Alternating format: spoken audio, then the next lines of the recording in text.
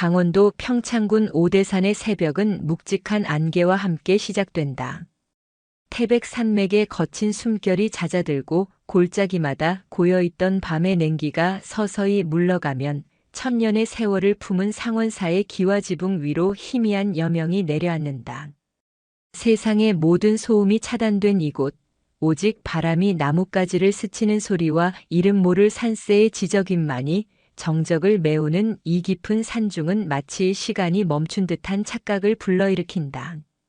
현대 문명의 이기들이 감히 범접하지 못하는 이 청정한 도량에 자연의 이치와 꼭 닮은 작은 생명 하나가 숨쉬고 있었다. 아직 해가 중천에 뜨기도 전 이슬 맺힌 돛돌 위로 조망만한 고무신 한 켤레가 놓여 있었다. 법당 안에서 은은하게 퍼지는 향내와 함께 마당을 가로지르는 작은 발자국 소리가 들려왔다. 다람쥐야, 오늘은 늦잠을 자는구나. 아이의 목소리는 맑은 옥구슬이 은쟁반에 구르듯 청아했다. 본명은 천진. 세상에 태어난 지 고작 4해밖에 되지 않은 이 작은 아이는 승복이라 부르기엔 너무도 작아 보이는 회색 옷을 입고 있었다.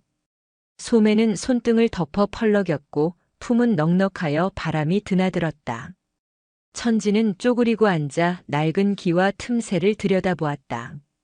그곳에는 아직 잠에서 덜 깬 다람쥐 한 마리가 코를 벌름거리며 아이를 올려다보고 있었다. 보통의 짐승이라면 인기척에 놀라 달아났을 터이나 다람쥐는 천진의 손가락 끝에 제 콧방울을 비비며 인사를 건넸다. 어제 내가 숨겨둔 도토리는 잘 있지? 멧돼지 아저씨가 가져가면 안 되는데. 천진이 속삭이자 다람쥐가 꼬리를 살랑이며 알아들었다는 듯 찍찍거렸다. 천진은 까르르 웃음을 터뜨렸다. 그 웃음소리가 어찌나 맑은지 처마 끝에 매달려 있던 풍경 소리마저 잠시 숨을 죽이는 듯 했다. 천진은 평범한 아이가 아니었다. 갓난쟁이 때 상원사 입구인 관대거리 근처 바구니에 담겨있던 아이를 주지 스님인 해광 스님이 거두었다. 울음소리 대신 숲의 바람소리에 귀를 기울이고 산짐승들이 제 어미처럼 따르는 기이한 아이였다. 스님들은 입을 모아 이 아이가 전생에 덕을 많이 쌓은 선승이었을 것이라 이야기하곤 했으나 해광 스님은 그저 허허 웃으며 아이의 머리를 쓰다듬어 줄 뿐이었다. 해광 스님은 대웅전 앞마당을 쓸며 곁눈질로 아이를 지켜보았다. 칠순을 훌쩍 넘긴 노승의 눈가에는 세월이 빚어낸 주름이 깊게 패어 있었으나 그 눈빛만은 깊은 산속 옹달샘처럼 맑고 고요했다. 천진아, 아침 공양 시간이 다 되었구나. 해광 스님의 목소리는 낮고 부드러웠으나 천진의 귀에는 천둥 소리보다 더 명확하게 들려왔다. 그러나 천진은 자리에서 일어날 줄을 몰랐다. 아이의 시선이 꽂힌 곳은 다람쥐도 마당의 흙장난도 아니었다. 천진은 고개를 젖혀 비로봉 정상 부근을 멍하니 바라보고 있었다. 그곳에는 막 피어오른 뭉게구름 한 덩이가 걸려 있었다.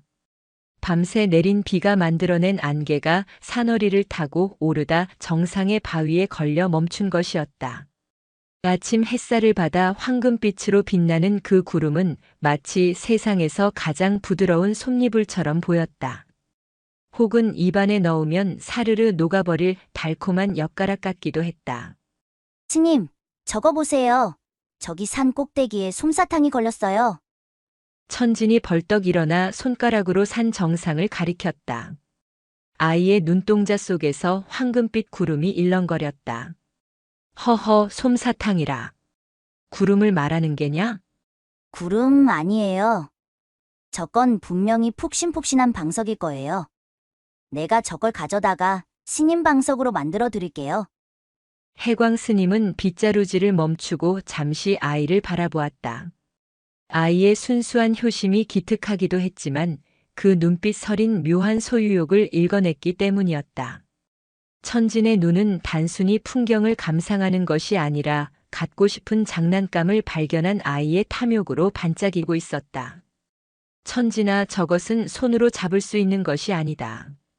그저 눈으로 즐기고 마음으로 느끼는 것이지.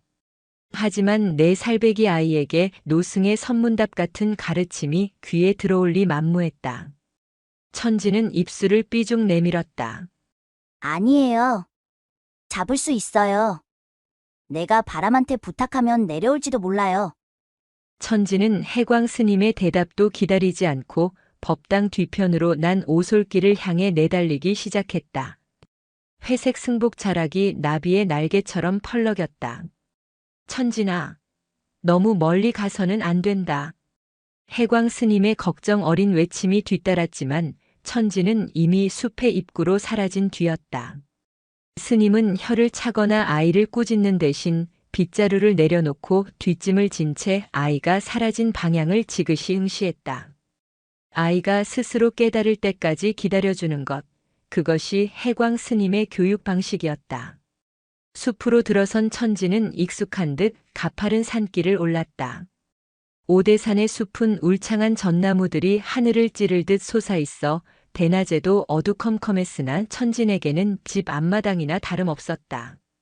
거친 숨을 몰아쉬면서도 아이는 멈추지 않았다. 목표는 오직 하나, 비로봉 바위에 걸린 저 탐스러운 구름 조각이었다. 천진이 발을 내디딜 때마다 마른 낙엽들이 바스락거리는 소리를 냈다. 그 소리에 놀란 산토끼 한 마리가 튀어나왔지만 천진을 보고는 도망가지 않고 오히려 길을 안내하듯 앞장서 깡충거렸다. 토끼야, 너도 저 구름이 탐나지? 내가 가서 잡아올게. 조금만 기다려. 천진은 땀방울이 송골송골 맺힌 이마를 소매로 훔쳤다. 숨이 턱 끝까지 차올랐지만 정상에 가까워질수록 구름은 더욱 크고 선명하게 보였다. 손만 뻗으면 닿을 것 같았다. 저 부드러운 것을 품에 안고 뒹굴면 얼마나 기분이 좋을까. 푹신한 구름을 떼어다가 딱딱한 바닥에서 주무시는 해광 스님의 요 밑에 깔아드리면 스님이 얼마나 기뻐하실까. 아이의 마음은 순수한 효심과 어린아이의 치기 어린 욕심이 뒤섞여 맹목적인 집착으로 변해가고 있었다. 드디어 천지는 시야가 탁 트이는 너른 바위 위에 도착했다. 발 아래로는 첩첩산중의 능선들이 파도처럼 넘실거렸고 머리 위로는 잡힐 듯 말 듯한 구름이 유유히 떠 있었다. 바로 눈앞이었다. 정말 손만 뻗으면 닿을 거리였다. 잡았다.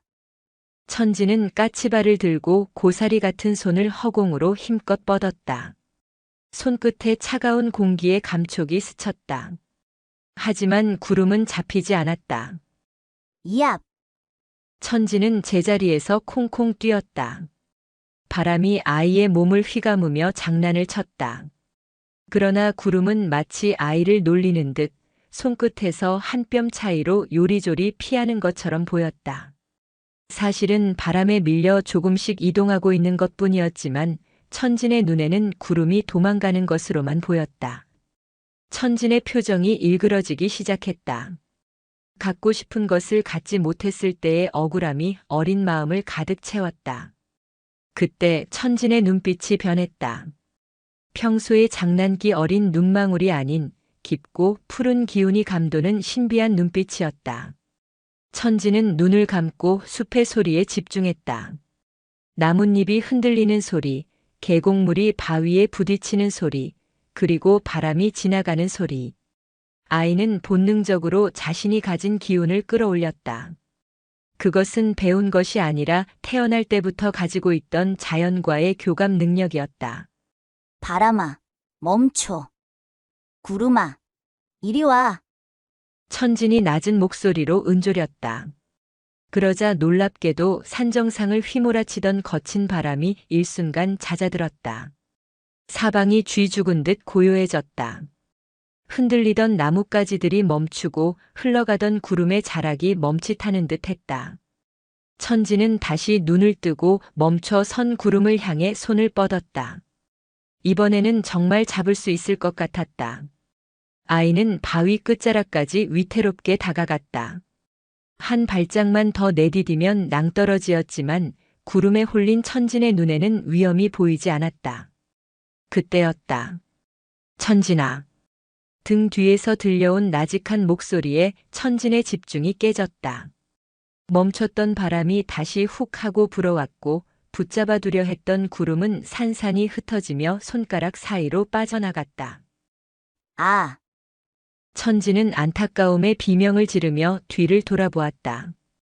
그곳에는 언제 올라왔는지 해광 스님이 지팡이를 짚고 서 있었다.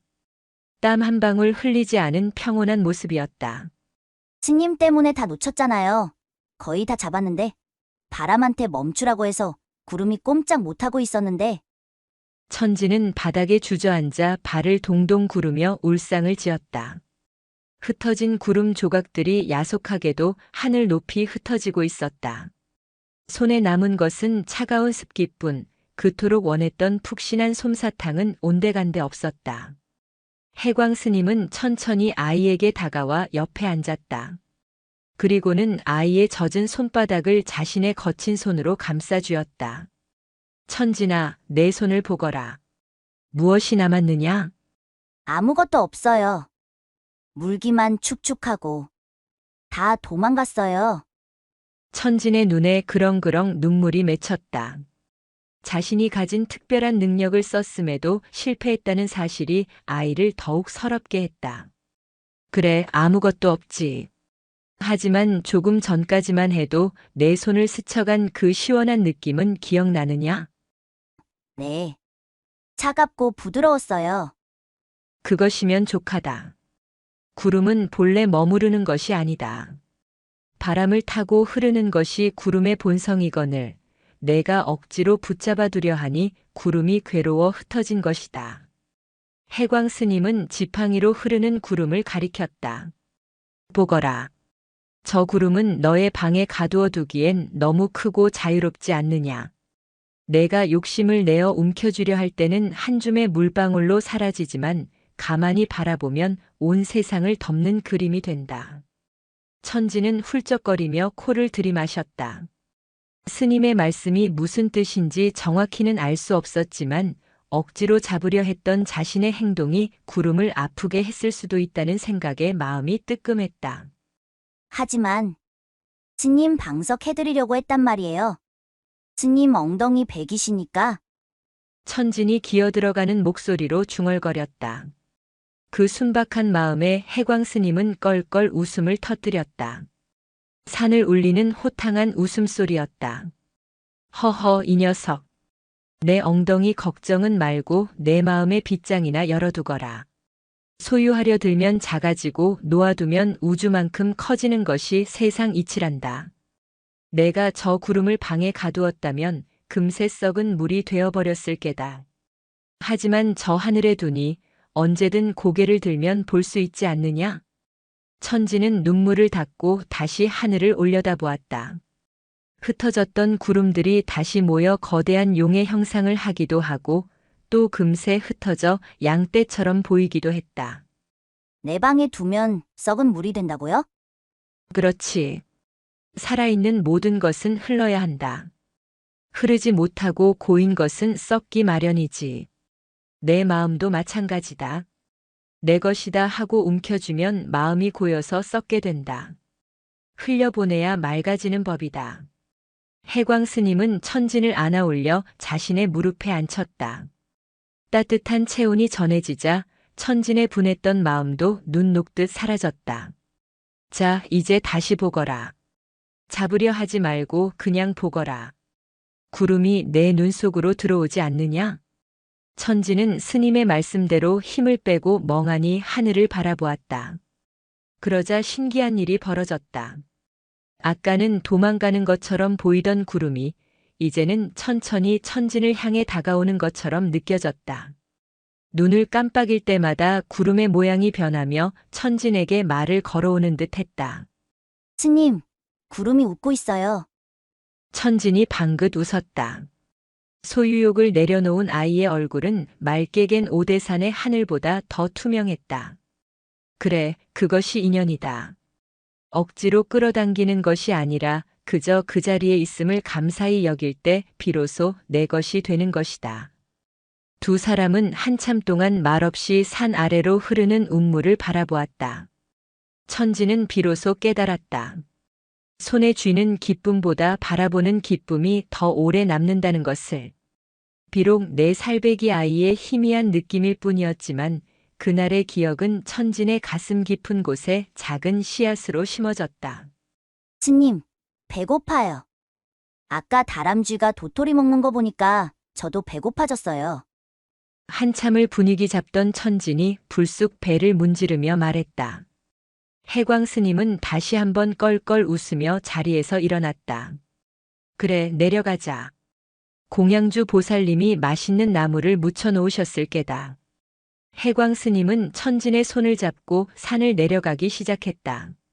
올라올 때는 욕심에 눈이 멀어 보이지 않던 길가의 야생화들이 내려가는 길에는 천진의 눈에 하나둘 들어오기 시작했다. 천진아, 꽃도 꺾어서 가져가고 싶으냐?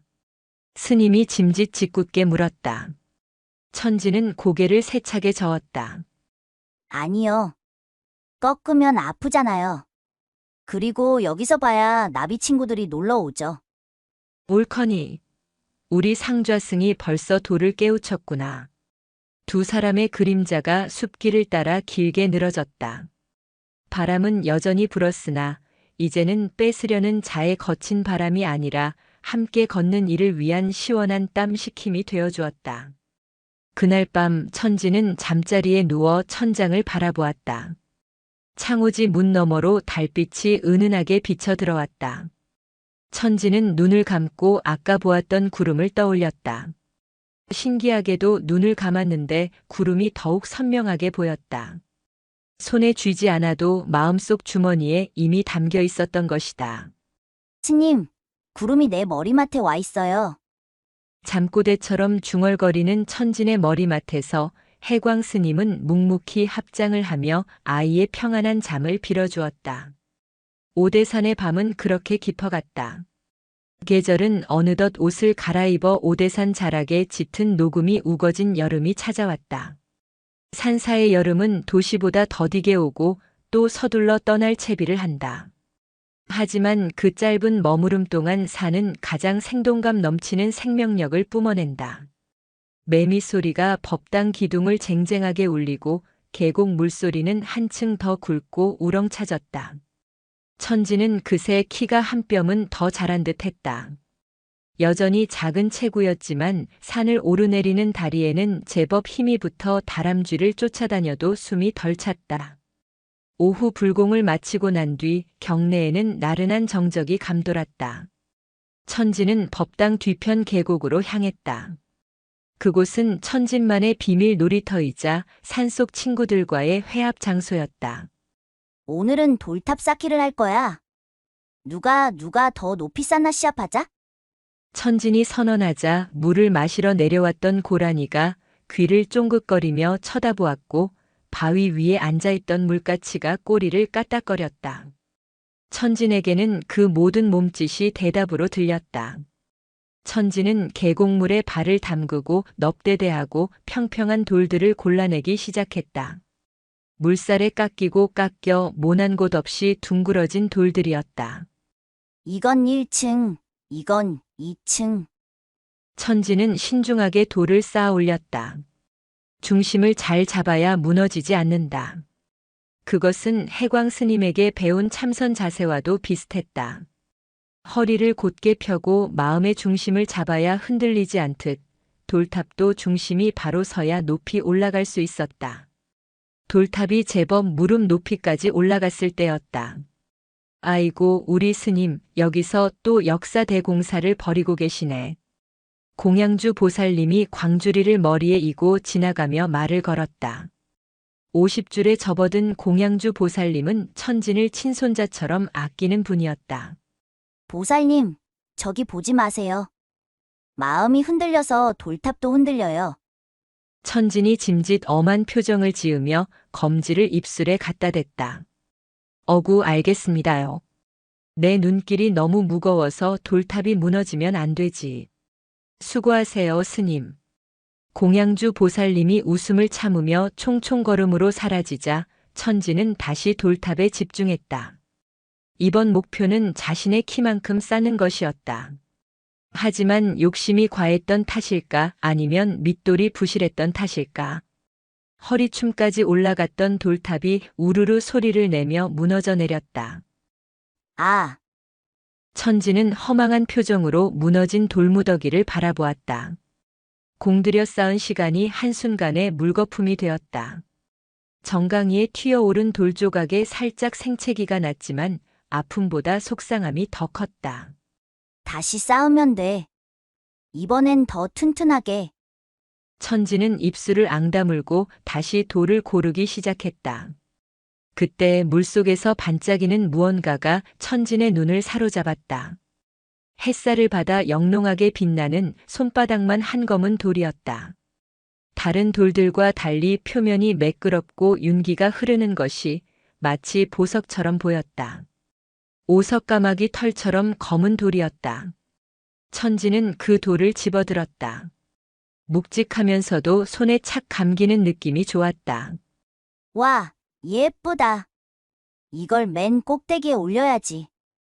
천지는 그 검은 돌을 탑의 가장 높은 곳, 상륜부에 올릴 생각에 마음이 들떴다.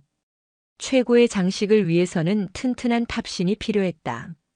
천지는 아까보다 더 신중하게, 더 조심스럽게 돌을 쌓았다.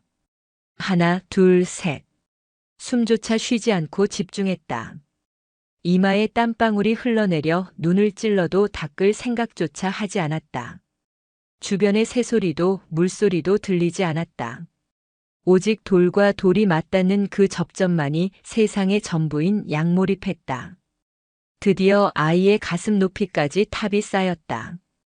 이제 마지막 그 예쁜 검은 돌을 올릴 차례였다.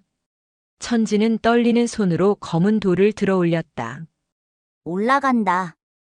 올라간다. 주문을 외우듯 중얼거리며 돌을 조심스레 꼭대기에 얹었다. 돌탑이 미세하게 흔들렸다. 천지는 숨을 멈추었다. 다행히 균형이 잡혔다. 검은 돌은 탑의 정점에서 위풍당당하게 빛나고 있었다. 됐다. 완성이다. 천지는 펄쩍 뛰며 환호했다. 자신이 만든 것 중 가장 높고 아름다운 돌탑이었다. 그 검은 돌 하나가 더해짐으로써 그저 그런 돌무더기가 아닌 훌륭한 예술품이 된 것 같았다. 천지는 그 돌탑이 너무나 자랑스러웠다. 지나가는 사람들에게 모두 보여주고 싶었다. 아니, 해광 스님에게 가장 먼저 보여드리고 칭찬을 받고 싶었다. 스님을 모셔와야지. 천지는 돌탑이 누가 건드려서 무너지기라도 할까봐 주변에 나뭇가지로 울타리까지 쳐놓고는 서둘러 해광 스님을 찾으러 뛰어갔다. 하지만 천진이 자리를 비운 사이 산의 날씨가 심상치 않게 변하고 있었다. 멀리서 먹구름이 몰려오고 있었던 것이다. 여름철 소나기는 예고 없이 찾아오는 법. 천진이 법당에서 해광 스님의 손을 잡아 끌고 다시 계곡으로 돌아오는 데는 채 10분도 걸리지 않았지만 그 사이 하늘은 이미 어둑어둑해져 있었다. 스님, 빨리요. 제가 엄청난 걸 만들었어요. 진짜 보석 같은 돌을 찾았거든요. 천지는 신이 나서 조잘거렸다. 그래, 그래. 넘어진다. 천천히 가자꾸나. 해광 스님은 아이의 성화에 못 이겨 걸음을 재촉하면서도 하늘을 올려다보며 미간을 찌푸렸다. 비냄새가 났다. 두 사람이 계곡에 도착했을 때 굵은 빗방울이 하나둘 떨어지기 시작했다. 저거예요. 저기 보세요. 천진이 손가락으로 가리킨 곳에 아이가 쌓은 돌탑이 위태롭게 서 있었다. 꼭대기의 검은 돌은 흐린 날씨 속에서도 여전히 묵직한 존재감을 드러내고 있었다. 허허, 제법 높게 쌓았구나. 중심을 아주 잘 잡았어. 해광 스님이 칭찬을 건네자 천진의 어깨가 으쓱 올라갔다. 저기 맨 위에 있는 돌 좀 보세요. 제가 물속에서 찾은 보물이에요. 저게 있어서 탑이 더 멋지죠? 하지만 칭찬을 즐길 새도 없이 빗줄기가 갑자기 거세졌다. 후두둑 소리와 함께 소나기가 쏟아졌다. 계곡의 물살이 순식간에 불어났다. 평온하던 물줄기가 흙탕물로 변하며 사납게 굽이치기 시작했다. 어? 어, 천진의 얼굴이 사색이 되었다. 불어난 물이 돌탑의 밑동을 치기 시작한 것이다. 안 돼. 내 돌탑. 천진이 돌탑을 지키려 물가로 뛰어들려 했다. 해광 스님이 재빨리 지팡이로 천진의 앞을 막아서고 아이의 어깨를 단단히 잡았다. 위험하다. 물러서거라. 스님의 목소리에 엄한 기운이 서렸다. 하지만 무너져요. 저거 내가 힘들게 쌓은 건데. 천진이 발버둥 쳤지만 자연의 힘 앞에서는 속수무책이었다. 거센 물살은 돌탑의 아래쪽 돌을 하나둘 빼내어 휩쓸고 지나갔다. 중심을 잃은 돌탑은 휘청거렸고 결국 와르르. 탑은 힘없이 무너져 내렸다. 그토록 아끼던 검은 돌도 탁한 흙탕물 속으로 곤두박질치며 순식간에 시야에서 사라졌다. 아, 천지는 그 자리에 주저앉아 대성통곡을 했다. 구름을 잡지 못했을 때와는 비교도 안 되는 상실감이 밀려왔다. 이번에는 눈으로만 본 것이 아니라 자신의 손으로 직접 만지고 쌓아 올린 결과물이었기에 아픔이 더 컸다. 빗물과 눈물이 뒤섞여 천진의 얼굴을 적셨다. 내 보물. 내 돌탑. 해광 스님은 비를 맞으며 울고 있는 천진의 머리 위로 자신의 승복 자락을 펼쳐 씌워주었다. 천진아, 무엇이 그리 슬프냐? 스님은 몰라요. 저게 얼마나 예쁜 돌이었는데요. 내가 얼마나 힘들게 쌓았는데요. 다 떠내려갔어요. 엉엉. 그래, 아깝고 속상하겠지. 하지만 천진아, 저 돌탑이 영원히 그 자리에 있을 줄 알았느냐? 스님은 흙탕물이 되어 흘러가는 계곡물을 가리켰다. 모든 것은 변한다. 모였으면 흩어지고 쌓았으면 무너지는 것이 자연의 순리다. 내가 쌓은 공덕은 내 마음속에 남았으니 그것으로 된 것이다. 형체는 사라져도 내가 쏟은 정성은 사라지지 않는다. 하지만 천진에게는 무상의 이치가 너무도 가혹하게만 느껴졌다. 영원히 내 곁에 두고 보고 싶었던 그 예쁜 돌이 한순간에 사라졌다는 사실을 받아들이기 힘들었다. 싫어요. 순리 같은 거 싫어요. 그냥 내 거였으면 좋겠어요. 천진은 때를 쓰며 바닥에 젖은 흙을 움켜쥐었다. 손가락 사이로 진흙이 빠져나갔다. 저 진흙을 보거라. 꽉 쥐려 할수록 더 빨리 빠져나가지 않느냐? 내가 그 검은 돌에 집착하는 마음이 클수록 잃어버렸을 때의 고통도 큰 법이다. 그 돌은 본래 계곡의 것이었다. 잠시 내 손을 거쳐 탑의 머리가 되었다가 다시 물로 돌아간 것뿐이다. 본래의 자리로 돌아간 것을 어찌 슬퍼하느냐. 해광 스님의 말씀은 빗소리를 뚫고 천진의 가슴에 파고들었다. 본래의 자리로 돌아갔다. 천진은 울음을 조금 멈추고 흙탕물을 바라보았다. 검은 돌은 어디론가 흘러가고 있을 것이다. 어쩌면 더 깊고 넓은 강으로 가서 더 많은 물고기들의 쉼터가 될지도 모른다. 아니면 다시 누군가의 손에 발견되어 또 다른 탑이 될 수도 있다. 그럼 그 돌은 여행을 떠난 거예요? 천진이 훌쩍이며 물었다. 그렇지. 긴 여행을 떠난 게지. 내가 붙잡아 두었으면 그저 돌탑 위의 돌멩이로 끝났겠지만 이제는 자유롭게 세상을 떠돌게 되었으니 돌에게는 더 좋은 일이 아니겠느냐? 천진은 곰곰이 생각에 잠겼다. 좁은 계곡에 갇혀 있는 것보다 넓은 세상으로 나가는 것이 돌에게 더 행복한 일일지도 모른다는 생각이 들었다. 마치 자신이 오대산에만 있지만 가끔은 저 산 너머의 세상이 궁금한 것처럼. 잘 가. 검은 돌아. 가서 재미있게 놀아. 천지는 흐르는 물을 향해 작게 손을 흔들었다. 가슴 한구석이 여전히 리타게 아려왔지만 한편으로는 꽉 막혀있던 무언가가 뻥 뚫리는 듯한 시원함도 느껴졌다.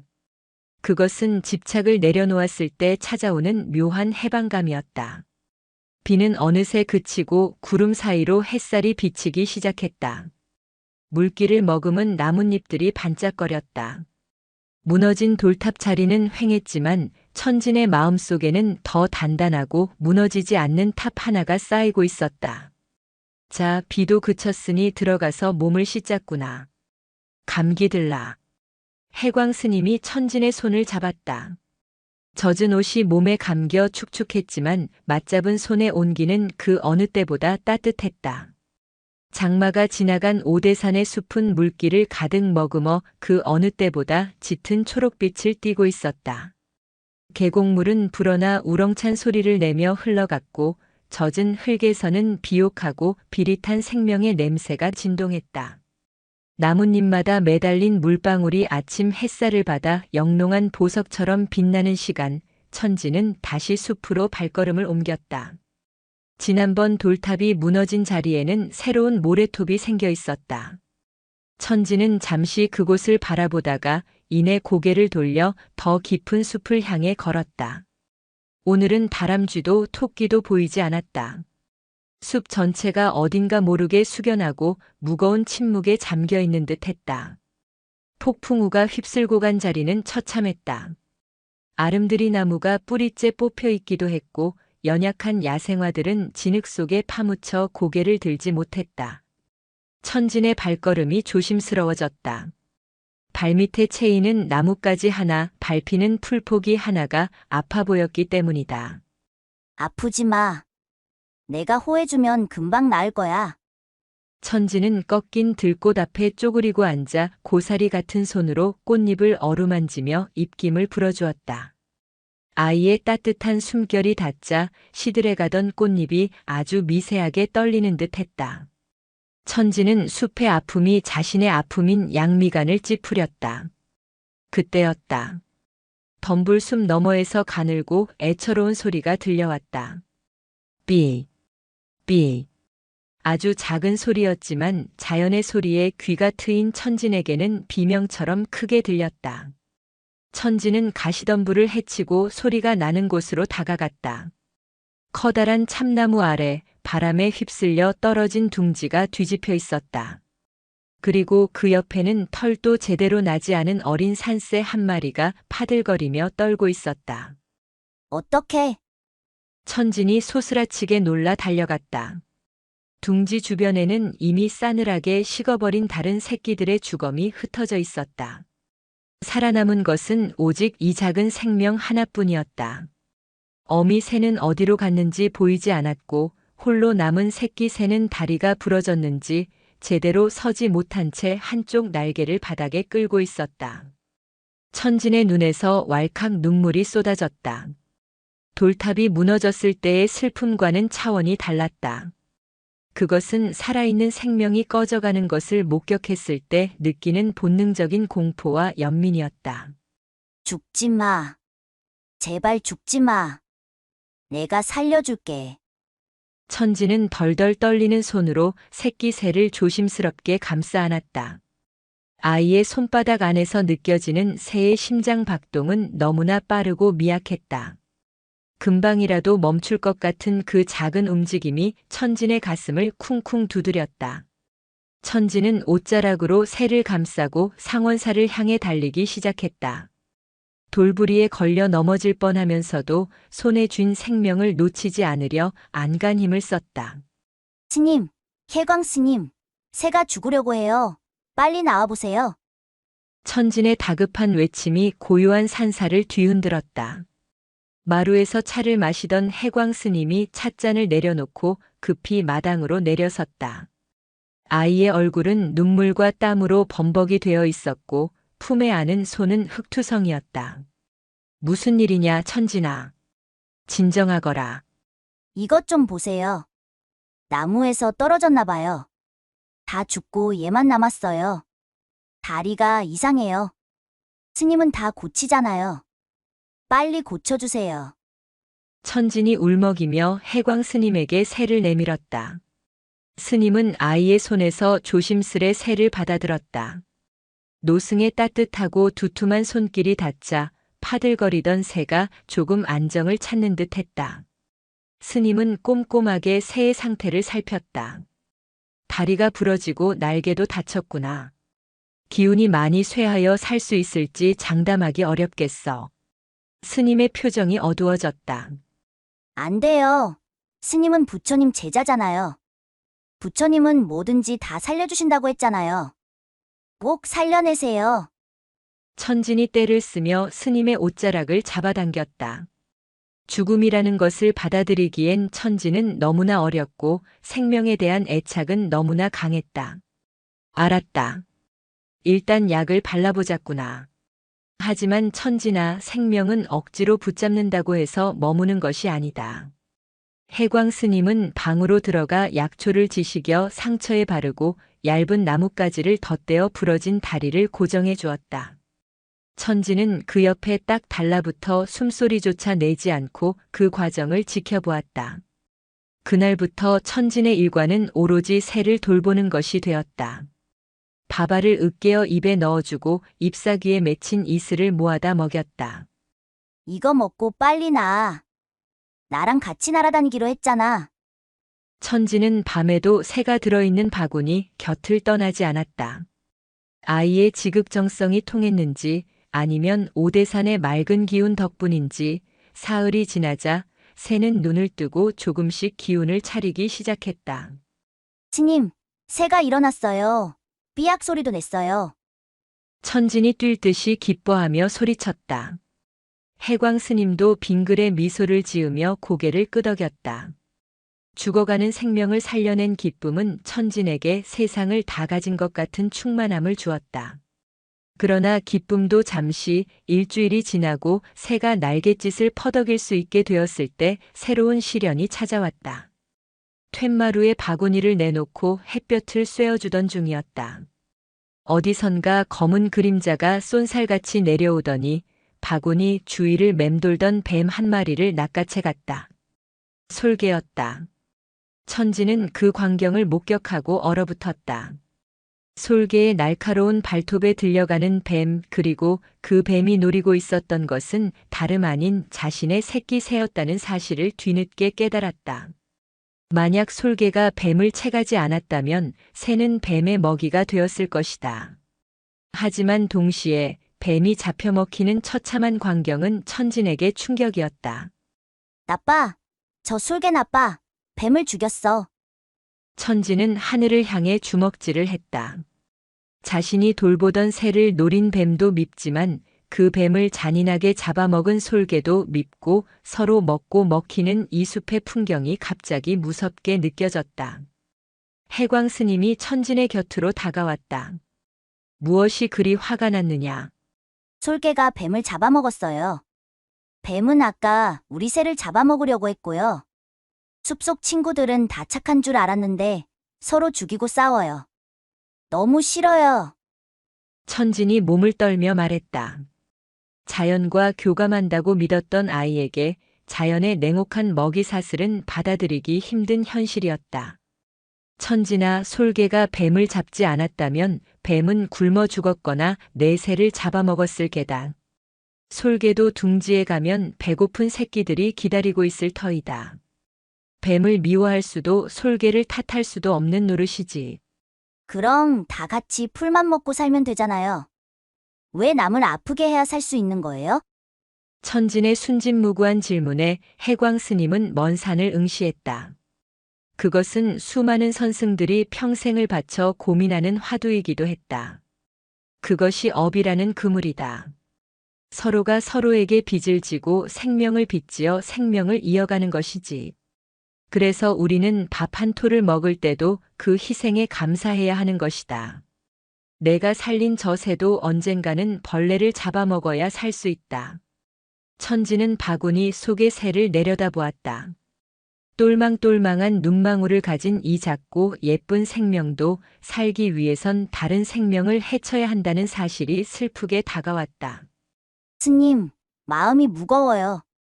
돌탑이 무너졌을 때보다 더 무거워요. 천진이 가슴을 움켜쥐었다. 그 무게를 잊지 말거라. 생명의 무게는 본래 천근만근 무거운 것이다.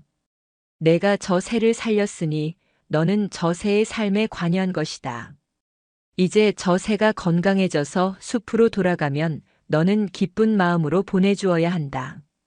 그것이 진정한 자비다. 보내줘야 해요? 내가 계속 키우면 안 돼요? 숲은 너무 위험해요. 새는 하늘을 날아야 새다.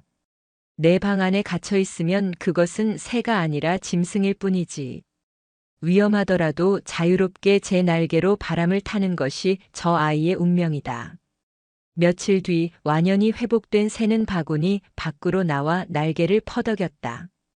해광 스님과 천지는 숲의 입구에 섰다. 가서 잡혀먹지 말고 다치지도 말고 밥도 많이 먹고 잘 살아. 천지는 눈물을 꾹 참으며 손을 펼쳤다. 새는 잠시 천진의 손가락에 앉아 머무르더니 이내 힘차게 날갯짓을 하며 푸른 하늘로 날아올랐다. 천지는 새가 점이 되어 사라질 때까지 하염없이 하늘을 바라보았다. 아이는 어렴풋이 알 것 같았다.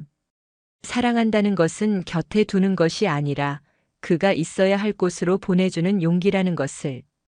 그리고 살아있다는 것은 그 자체로 슬프고도 아름다운 기적이라는 것을. 천진의 가슴 속에 묵직한 돌덩이 대신 따뜻하고 슬픈 바람이 불어왔다. 여름의 절정, 삼복더위가 오대산을 덮쳤다. 가만히 있어도 등줄기에 땀이 흐르는 날씨였다. 숲은 짙은 녹음을 넘어 검푸른 빛을 띠었고 계곡물조차 미지근하게 느껴질 정도로 대지는 뜨거웠다. 무엇보다 천진을 괴롭히는 것은 소리였다.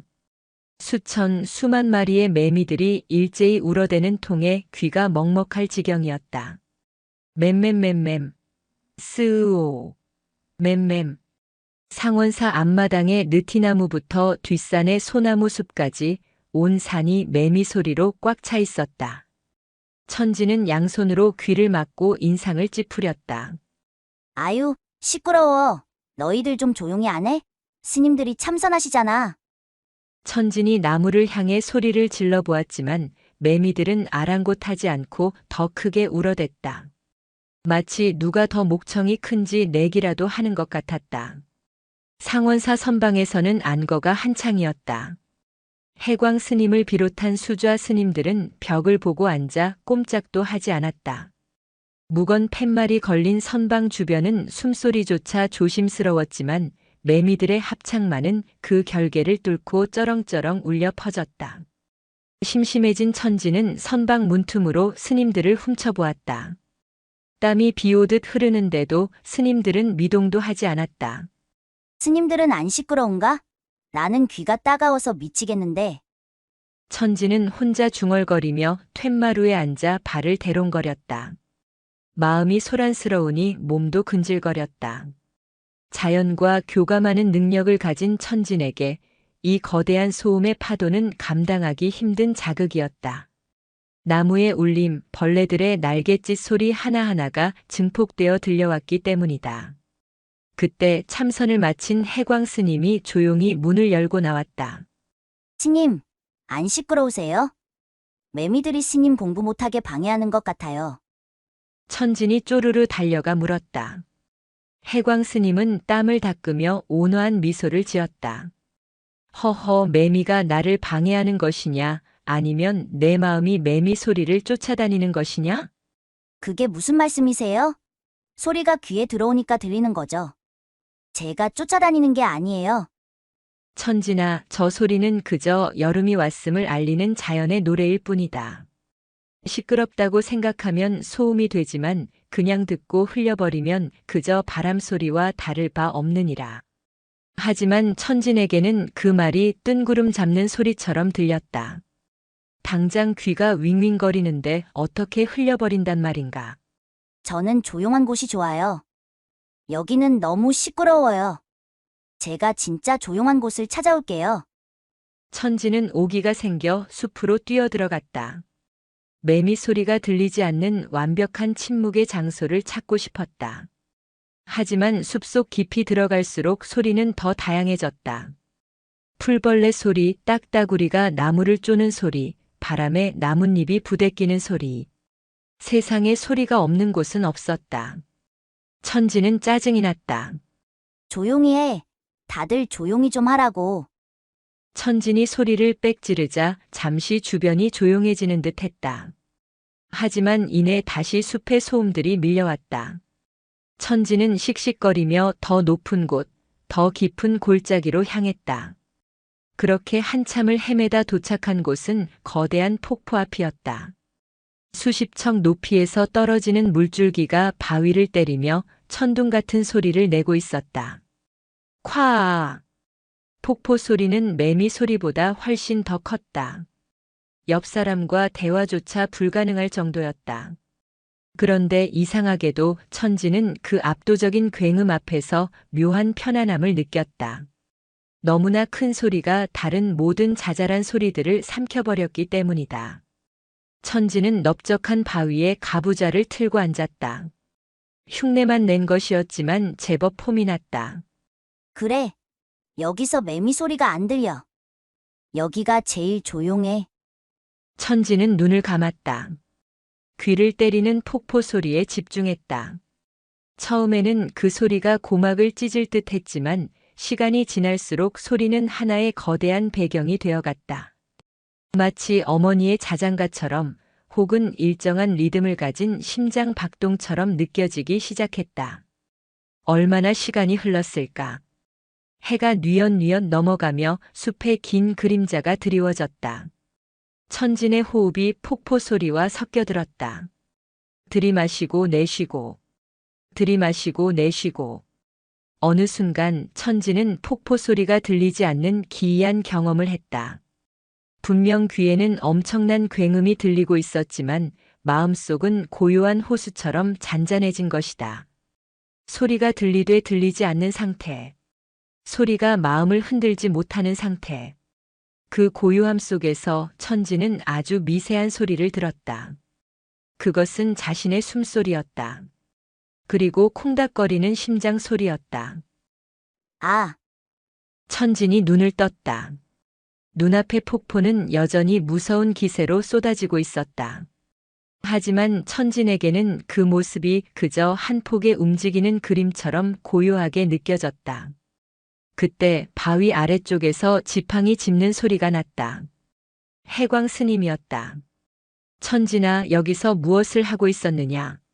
스님의 목소리는 폭포 소리에 묻힐 법도 했지만 천진의 귀에는 또렷하게 들려왔다. 스님, 제가 조용한 곳을 찾았어요. 천진이 환하게 웃으며 말했다. 이 시끄러운 폭포 앞이 조용한 곳이라니 무슨 말이냐? 처음에는 시끄러웠는데요. 가만히 앉아서 소리랑 싸우지 않고 친구가 되니까 갑자기 아무 소리도 안 들렸어요. 그리고 제 맘속에서 쿵쿵 하는 소리만 들렸어요. 해광 스님의 눈이 휘둥그레졌다. 어린아이가 스스로 익은 원통의 경지를 체험한 것이다. 내가 참된 소리를 들었구나. 세상의 소리는 귀로 듣는 것이 아니라 마음으로 듣는 것이다. 마음이 고요하면 천둥 번개가 쳐도 고요할 것이요. 마음이 시끄러우면 깊은 동굴 속에 있어도 시끄러운 법이다. 스님은 천진의 옆에 나란히 앉아 폭포를 바라보았다. 천진아, 저 폭포 소리가 이제는 무엇으로 들리느냐? 천진은 잠시 귀를 기울였다. 그냥 물이 시원하게 웃는 소리 같아요. 그리고 목마른 바위들한테 물을 주는 소리 같아요. 그래. 소리에는 좋고 나쁨이 없다. 그저 인연 따라 생겼다가 사라지는 파동일 뿐이지. 이제 내려가자. 매미들도 이제 자러 갈 시간이니라. 두 사람이 산을 내려올 때는 이미 땅거미가 짙게 깔려 있었다. 숲의 매미 소리는 잦아들고 대신 귀뚜라미와 여치들의 합주가 시작되었다. 천지는 더 이상 그 소리가 시끄럽지 않았다. 밤의 숲이 들려주는 아름다운 자장가처럼 들렸다. 천지는 해광 스님의 손을 잡고 깡충거리며 물었다. 스님, 그럼 제 마음속에서 들린 쿵쿵 소리는 뭐예요? 그것은 내가 살아있다는 소리이자 우주가 너를 통해 숨 쉬는 소리란다. 우주요? 내 배 속에 우주가 들어있어요? 천진이 자신의 배를 툭툭 치며 까르르 웃었다. 칠흑 같은 어둠 속에서 반딧불이 한 마리가 천진의 앞길을 비추듯 날아올랐다. 소음과 정적, 그 모든 것이 하나로 어우러진 오대산의 밤은 그렇게 깊고 평화로웠다. 천진은 오늘 귀를 닫는 법이 아니라 마음을 여는 법을 배웠다. 오대산의 늦가을이 찾아왔다. 산을 불태울 듯 붉게 물들었던 단풍들이 하나둘 지고 그 자리에 서릿바람이 내려앉아 나뭇가지들이 앙상한 뼈대를 드러내기 시작했다. 밟을 때마다 바스락거리던 낙엽들은 이제 눅눅한 습기를 머금고 흙으로 돌아갈 채비를 하고 있었다. 산사의 공기는 한층 더 차갑고 투명해져 숨을 들이마시면 폐부 깊숙한 곳까지 서늘한 기운이 전해졌다. 천지는 털이 보송보송한 승복조끼를 덧입고 마당을 서성였다. 다람쥐들도 겨울잠을 자러 들어갔는지 코빼기도 보이지 않았고 여름 내내 시끄럽게 울어대던 매미들도 자취를 감춘 지 오래였다. 산은 깊은 침묵 속으로 빠져들고 있었다. 그것은 평온함이라기보다는 어딘가 쓸쓸하고 적막한 기운이었다. 스님, 산이 심심한가 봐요. 아무 말도 안 해요. 천진이 빗자루질을 하는 해광 스님 뒤를 졸졸 쫓아다니며 투덜거렸다. 산도 쉴 때가 필요한 법이다. 봄부터 가을까지 수만 가지 생명을 먹이고 재우느라 고단하지 않았겠느냐. 이제 긴 잠을 자며 기운을 모으는 중이니 우리도 조용히 발걸음을 해야 한다. 해광 스님은 빗자루 끝을 세워 낙엽을 한 곳으로 모으며 조용히 타일렀다. 그때였다. 산사 입구인 일주문 쪽에서 컹컹거리는 똥개 누렁이의 짖는 소리가 들려왔다. 평소 산짐승이나 신도들에게는 꼬리를 치는 녀석이 털을 곤두세우고 맹렬하게 지저대고 있었다. 누렁이가 왜 저러지? 멧돼지 아저씨가 내려왔나? 천진이 호기심 어린 눈으로 고개를 빼꼼히 내밀었다. 안개 자욱한 산길을 헤치고 누군가 비틀거리는 걸음으로 올라오고 있었다. 승려복이 아닌 남루한 등산복 차림의 중년 사내였다. 어깨에는 자기 몸집만 한 커다란 배낭을 메고 있었는데 그 무게가 어찌나 무거워 보이는지 보는 사람의 어깨가 다 뻐근할 지경이었다. 사내는 술에 취한 듯 혹은 지독한 병에 걸린 듯 위태롭게 휘청거리더니 마당에 들어서자마자 털썩 주저앉았다. 물 좀. 갈라진 목소리가 안개 속으로 흩어졌다. 해광 스님이 빗자루를 내려놓고 황급히 사내에게 다가갔다. 처사님 정신 차리시게. 천진아, 냉큼 가서 물 한 바가지 떠오너라.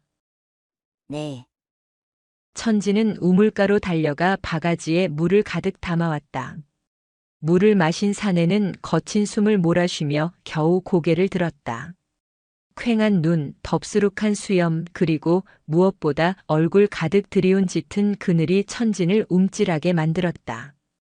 그것은 산속에서는 한 번도 본 적 없는 지독하게 탁하고 무거운 기운이었다. 사내의 이름은 박처사라고 했다. 그는 사업에 실패하고 빚더미에 앉아 세상 모든 것을 잃었다고 했다. 쫓기는 몸이 되어 정처 없이 떠돌다가 죽으려고 산에 올랐는데 발길이 닿은 곳이 이곳 상원사였다고 해광 스님에게 털어놓았다. 그날 밤 천지는 박처사가 머무는 요사체 문틈을 기웃거렸다. 방 안에서는 해광 스님과 박처사의 대화 소리가 도란도란 들려왔다. 아니, 주로 박처사의 한탄 섞인 울음소리였다.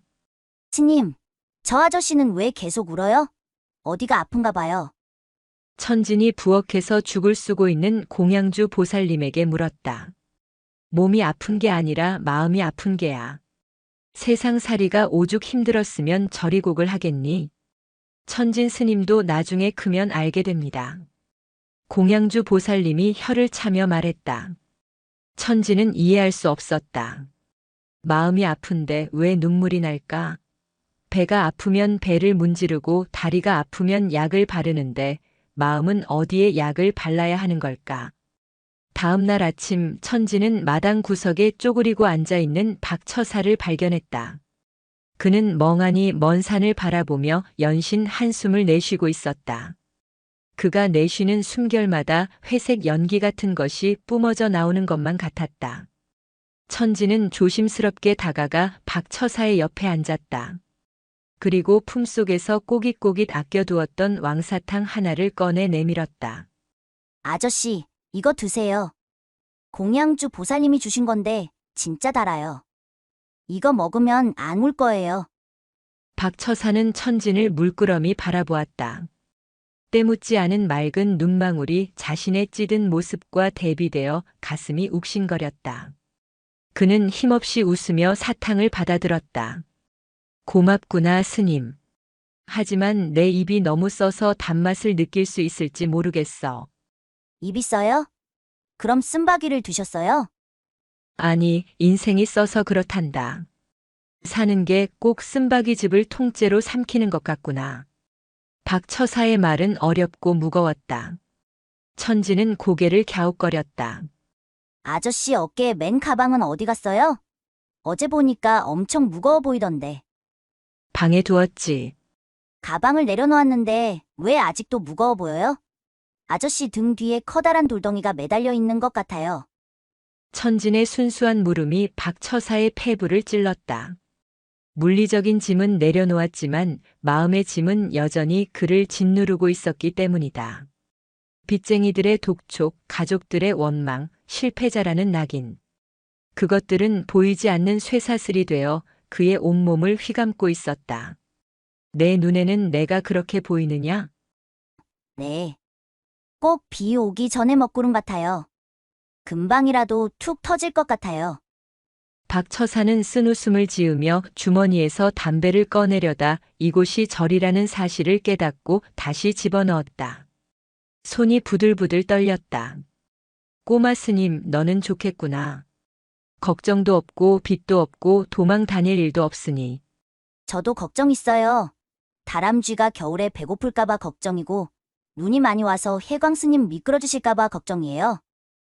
천진이 진지하게 대꾸했다. 박 처사는 코웃음을 쳤다. 그런 건 걱정도 아니란다. 죽느냐 사느냐 하는 문제에 비하면 소꿉 장난이지. 그때 해광 스님이 다가왔다. 처사님, 산책이라도 좀 하시지요. 갇힌 방에만 있으면 우울한 마음이 더 깊어집니다. 박 처사는 마지못해 몸을 일으켰다. 천진도 쫄래쫄래 그 뒤를 따랐다. 세 사람은 정멸보궁으로 향하는 숲길을 걸었다. 앙상한 나뭇가지 사이로 차가운 바람이 불어왔다. 박 처사는 걷는 내내 땅만 보고 걸었다. 마치 땅바닥에 떨어진 돈이라도 찾는 사람처럼 고개를 숙이고 있었다. 아저씨, 하늘 좀 보세요. 오늘 구름이 엄청 높아요. 천진이 소매를 잡아 끌었지만 박 처사는 건성으로 대답할 뿐이었다. 하늘을 볼 여유가 없구나. 그들은 가파른 돌계단을 올랐다. 숨이 턱까지 차오르자 박 처사의 얼굴이 붉게 상기되었다. 땀방울이 맺히자 잡념이 조금 사라지는 듯 했다. 중대 사자함에 도착했을 때 해광 스님이 멈춰서서 발 아래 펼쳐진 산세를 가리켰다. 보시오. 저 나무들은 잎을 다 떨구고도 저리 의연하게 서 있지 않소. 가진 것을 다 버려야 겨울을 날 수 있다는 것을 알기 때문이지요. 처사님도 이제 그만 놓아주시지요. 쥐고 있는 것이 독이 되어 살을 파고드는데 언제까지 움켜쥐고 피를 흘리실 겁니까? 박 처사의 어깨가 들썩였다. 스님, 그게 말처럼 쉽지 않습니다. 제가 평생을 바쳐 일군 모든 것이 사라졌습니다. 억울하고 분해서 잠이 오지 않습니다. 왜 하필 접니까? 왜 저만 이렇게 망가져야 합니까? 박 처사가 소리를 지르자 숲속의 까마귀들이 놀라 날아올랐다. 천지는 깜짝 놀라 해광 스님 뒤로 숨었다. 처음 보는 어른의 분노였다. 얼굴이 시뻘개지고 목에 핏대가 선 모습은 마치 무서운 괴물 같았다. 해광 스님은 동요하지 않고 조용히 박 처사를 응시했다. 억울함도 욕심입니다. 내 뜻대로 되어야 한다는 욕심, 내가 옳다는 오만. 그것이 처사님을 괴롭히는 진짜 빚쟁이입니다. 스님이 뭘 아십니까? 속세의 치열함을, 처자식 굶기는 가장의 비참함을 스님이 어찌 아십니까? 박 처사는 바닥에 주저앉아 엉엉 울음을 터뜨렸다. 50줄의 사내가 아이처럼 목 놓아 우는 소리가 산골짜기를 메아리쳤다. 천지는 그 모습이 무섭기보다 측은하게 느껴졌다. 저 아저씨의 가슴 속에는 아주 커다랗고 날카로운 가시가 박혀 있는 게 분명했다. 천지는 슬그머니 다가가 박 처사의 등 뒤에 섰다. 그리고 작은 손으로 그의 넓은 등을 토닥토닥 두드려 주었다. 울지 마세요. 아저씨가 울면 산도 슬퍼해요. 제가 호해드릴까요? 천진의 따뜻한 손길이 등에 닿자 박 처사의 격정적인 울음이 조금씩 잦아들었다. 사람의 온기. 그것은 100마디 위로보다 더 깊게 얼어붙은 마음을 녹이는 힘이 있었다. 그날 이후 산사에는 묘한 동거가 시작되었다. 자연의 이치대로 살아가는 어린 동자승과 세상의 풍파에 찢기고 상처 입은 중년의 사내. 전혀 다른 두 세계가 오대산의 품 안에서 위태롭게 섞이기 시작했다. 그러나 이것은 천진이 겪어야 할 시련의 서막에 불과했다. 박 처사가 몰고 온 세상의 탁한 기운은 생각보다 끈질기고 독했다. 박 처사가 상원사에 머문 지 보름이 지났다. 처음 며칠간 죽은 듯이 잠만 자던 그는 기력을 조금 회복하자 절 살림을 돕겠다고 나섰다. 하지만 평생 펜대만 굴리고 지시만 하던 사람이 장작을 패고 마당을 쓰는 일이 수월할 리 없었다. 도끼질을 하다 자루를 놓쳐 제 발등을 찍을 뻔하기도 하고 물을 깃다가 엎질러 빙판을 만들어 놓기 일쑤였다. 그럴 때마다 박 처사는 제분을 이기지 못해 씩씩거렸다. 에이, 빌어먹을. 되는 일이 하나도 없네. 그는 거친 말을 입에 달고 살았다. 천진에게는 그 말들이 마치 뾰족한 화살처럼 날아와 꽂혔다. 어느 날 오후 천진은 장작 패는 박 처사 곁에 쭈그리고 앉아 구경을 하고 있었다. 아저씨, 도끼는 그렇게 힘으로 하는 게 아니래요. 스님이 그러시는데 나무결을 보고 톡 치면 열린대요. 천진이 훈수를 두자 땀을 뻘뻘 흘리며 헛손질하던 박 처사의 짜증이 폭발했다. 조용히 좀 해라. 쥐방울만한 게 뭘 안다고 떠들어. 가뜩이나 힘들어 죽겠는데 옆에서 앵앵거리니까 더 안 되잖아. 박 처사가 버럭 소리를 질렀다. 그의 눈에는 살기가 등등했다. 천지는 너무 놀라 딸꾹질을 시작했다. 해광 스님이나 공양주 보살님에게서는 한 번도 들어보지 못한 고함이었다. 숲속 짐승들도 천진을 위협한 적은 없었다. 잘하라고 알려드린 건데. 천진의 눈에 눈물이 그렁그렁 맺혔다. 시끄러워. 저리 가. 내 눈앞에 얼쩡거리지 마. 박 처사는 들고 있던 장작을 바닥에 내동댕이 쳤다. 천진은 겁에 질려 뒷걸음질 치다가 엉덩방아를 찧었다. 서러움과 공포가 밀려왔다. 천진은 벌떡 일어나 해광 스님의 방으로 도망쳤다. 스님, 으앙. 천진은 해광 스님의 품에 안겨 자지러지게 울었다. 천진아, 왜 그러느냐? 어디 다친 게냐? 아저씨가 나한테 소리 질렀어요. 도깨비처럼 눈을 부릅뜨고 가라고 했어요. 아저씨 미워요. 쫓아내요. 천진은 발버둥 치며 울분을 토했다. 자신이 호의를 베풀었는데 돌아온 것은 모욕과 분노였다. 태어나서 처음 겪어보는 인간에 대한 배신감이었다. 해광 스님은 천진의 등을 쓰다듬으며 아이가 진정되기를 기다렸다. 한참 후 울음이 잦아들자 스님이 입을 열었다. 천진아, 숲속에서 덫에 걸린 멧돼지를 본 적이 있느냐? 네. 덫에 걸려서 피 흘리는 거 봤어요. 그때 멧돼지가 어떻게 하더냐? 막 소리 지르고 날뛰었어요. 가까이 가니까 저를 물려고 했어요. 그렇지. 멧돼지가 너를 미워해서 물려고 했겠느냐? 아니요. 아파서 그랬겠죠. 박 처사님도 마찬가지란다. 지금 마음에 덫에 걸려 피를 흘리고 계신 게야. 너무 아프고 괴로워서 누가 곁에 오기만 해도 소리를 지르고 무는 거란다. 너를 미워해서가 아니라 본인이 살려고 발버둥 치는 비명소리라고 생각하거라. 천지는 훌쩍이며 곰곰이 생각했다. 아저씨의 그 무서운 표정이 덫에 걸려 고통스러워하던 멧돼지의 눈빛과 겹쳐 보였다. 그럼 아저씨는 지금 아픈 거예요? 아주 많이 아프시지. 몸의 상처는 눈에 보이지만 마음의 상처는 보이지 않아서 더 위험하단다. 천지나 아픈 사람에게 화를 내면 그 사람이 낫겠느냐? 천지는 고개를 저었다. 하지만 억울한 마음이 완전히 가시지는 않았다. 그래도 나한테 소리 지른 건 나빠요. 내 마음도 아프단 말이에요. 그래, 내 마음도 다쳤구나. 내가 던진 따뜻한 솜니부를 아저씨가 가시 돋친 말로 찢어버렸으니 얼마나 속상하겠느냐. 하지만 천지나 솜니불은 찢어져도 다시 꿰매면 되지만 가시는 뽑지 않으면 곪게 된다. 내가 넉넉한 마음으로 아저씨의 가시를 덮어주면 안 되겠느냐? 천지는 입술을 삐죽 내밀었다. 스님의 말씀은 언제나 옳았지만 실천하기는 너무 어려웠다. 하지만 천지는 해광 스님의 깊은 눈을 보며 마음을 다잡았다. 나는 부처님의 제자니까. 멧돼지보다 더 아픈 아저씨를 봐줘야지. 저녁 공양 시간이 되었다. 식당에는 냉랭한 기운이 감돌았다. 박 처사는 고개를 쳐박고 밥만 쑤셔 넣었고 천지는 밥그릇만 깨작거렸다. 식사가 끝나고 천지는 조용히 박 처사의 방으로 갔다. 문 앞에 서서 망설이다가 심호흡을 한 번 하고 문을 두드렸다. 아저씨, 방 안에서는 아무 대답이 없었다. 천지는 문을 살며시 열었다.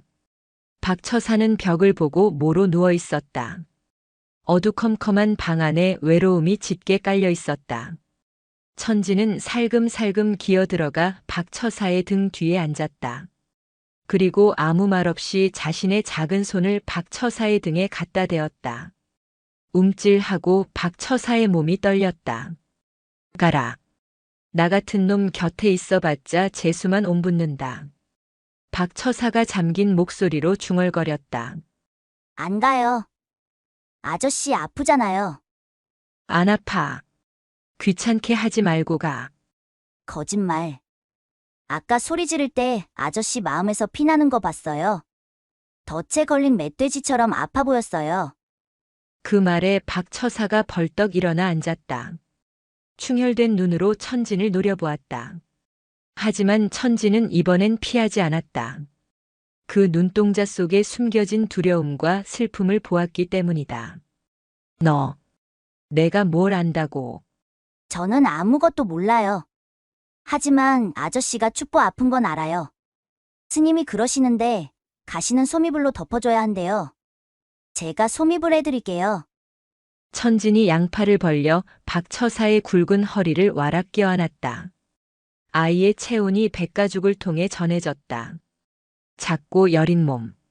하지만 그 안에 담긴 위로의 크기는 태산보다 컸다. 박 처사의 입술이 파르르 떨렸다. 평생을 경쟁하고 싸우고 이기기 위해 살아왔다. 약한 모습을 보이면 밟히는 세상에서 그는 갑옷을 입고 가시를 세우고 살았다. 그런데 이 조그만 아이가 무장 해제된 그의 가슴을 파고들었다. 참았던 둑이 터졌다.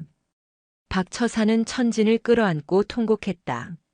낮에 그 도끼 어린 고함이 아닌 가슴 깊은 곳에 쌓여있던 응어리가 녹아내리는 소리였다. 미안하다. 미안하다, 꼬마 스님. 내가 못나서 그랬다. 어른이 되어서 부끄럽게. 흐엉엉. 천지는 박 처사의 등 뒤를 고사리 같은 손으로 토닥였다. 아저씨의 눈물이 천진의 승복을 축축하게 적셨다. 괜찮아요. 다 괜찮아요. 울고 나면 시원해져요. 방 밖에서 문풍지에 비친 두 사람의 그림자를 바라보던 해광 스님이 조용히 합장했다. 나무관세음보살. 겨울 바람이 문을 덜컹거렸지만 방 안은 훈훈한 온기로 가득 찼다. 그날 밤 천지는 세상에서 가장 무거운 짐을 진 사람을 안아주는 법을 배웠다. 그리고 박처사는 잃어버린 줄 알았던 사람의 온기를 되찾았다. 그것은 부처의 자비였고 동시에 천진이 한 뼘 더 성장하는 순간이었다. 하늘이 낮게 내려앉은 날이었다.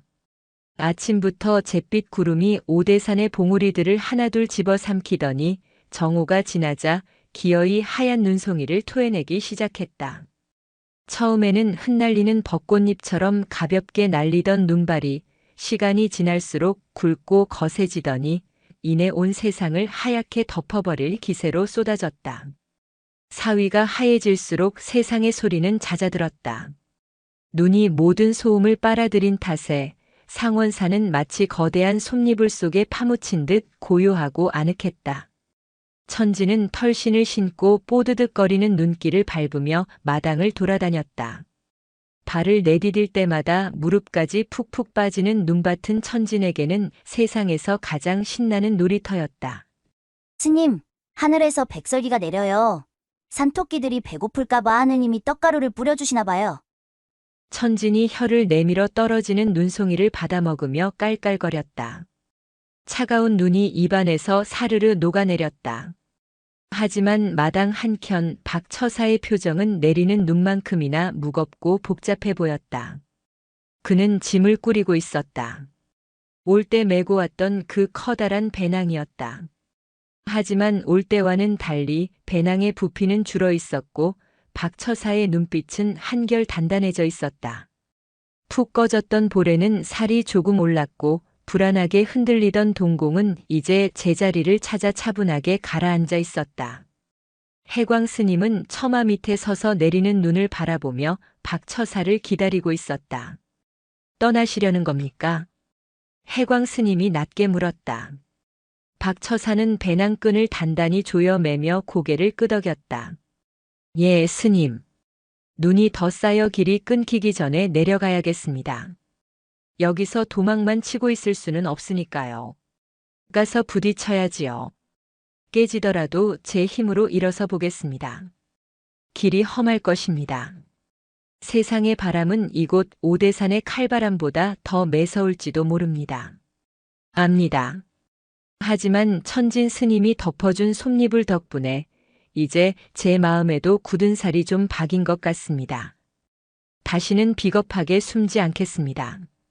박처사가 해광 스님을 향해 깊숙이 허리를 숙여 합장했다. 그때 눈싸움을 하던 천진이 짐을 맨 박처사를 발견하고 쪼르르 달려왔다. 아저씨, 어디 가요? 산책 가요? 나도 같이 가요. 천진이 박처사의 바짓가랑이를 잡고 매달렸다. 박처사는 씁쓸한 미소를 지으며 무릎을 굽혀 천진과 눈을 맞췄다. 스님, 아저씨는 이제 집에 가야 해요. 집? 아저씨 집은 여기잖아요. 나랑 같이 밥도 먹고 잠도 잤잖아요. 아저씨에게는 풀어야 할 숙제가 아주 많이 있단다. 여기서 계속 놀면 숙제를 못해서 선생님한테 혼나요. 가서 숙제 다 하고 훌륭한 사람이 되어서 다시 올게. 천진의 눈이 휘둥그레졌다. 이별이라는 단어는 아직 천진의 사전에 없었다. 그저 잠시 나갔다 돌아오는 것인 줄로만 알았다. 하지만 박처사의 눈빛이 너무나 진지해서 그리고 어딘가 슬퍼 보여서 천진은 직감적으로 알 수 있었다. 이것이 아주 긴 헤어짐이 될 것이라는 것을. 가지 마요. 눈 오는데 가면 넘어져요. 멧돼지도 나와요. 봄에 가요. 꽃 피면 가요. 천진의 목소리가 떨렸다. 정이 무서운 것이었다. 가시 돋친 말을 하던 아저씨였지만 등 뒤에서 안아준 그날 이후로 천진에게 박처사는 미운 정 고운 정이 다 든 친구였다. 봄이 오면. 그래, 봄이 오면 내 마음에도 꽃이 피겠지. 꼬마 스님, 이거 받으렴. 박처사는 주머니에서 무언가를 꺼내 천진의 손에 쥐어주었다. 투박하게 깎은 나무 호루라기였다. 며칠 밤을 새워 깎은 티가 역력했다. 내가 심심할 때 혹은 무서울 때 이걸 불어라. 그러면 아저씨가 어디에 있든 너를 생각할게. 천지는 나무 호루라기를 만지작거리며 눈물을 뚝뚝 흘렸다. 아저씨. 으앙. 결국 울음이 터졌다. 박 처사도 눈시울이 붉어졌지만 억지로 웃어 보이며 돌아섰다. 더 지체하다가는 발길이 떨어지지 않을 것 같았기 때문이다. 스님, 은혜 잊지 않겠습니다. 건강하십시오. 박 처사는 눈보라 속으로 걸어 들어갔다. 하얀 눈밭 위에 그의 발자국이 푹푹 찍혔다. 아저씨, 안녕. 꼭 다시 와요. 숙제 다 하고 와요. 천진이 목이 터져라 소리쳤다. 박 처사는 뒤도 돌아보지 않고 손만 한번 크게 흔들었다. 그의 뒷모습이 눈발에 가려 점점 흐릿해졌다. 해광 스님은 천진의 어깨를 감싸 안았다. 천진아, 저 발자국을 보거라. 발자국이 사라져요. 펑펑 쏟아지는 눈이 박 처사가 남긴 발자국을 금세 덮어버리고 있었다. 조금 전까지만 해도 선명했던 흔적이 순식간에 하얀 눈 속으로 지워져 버렸다.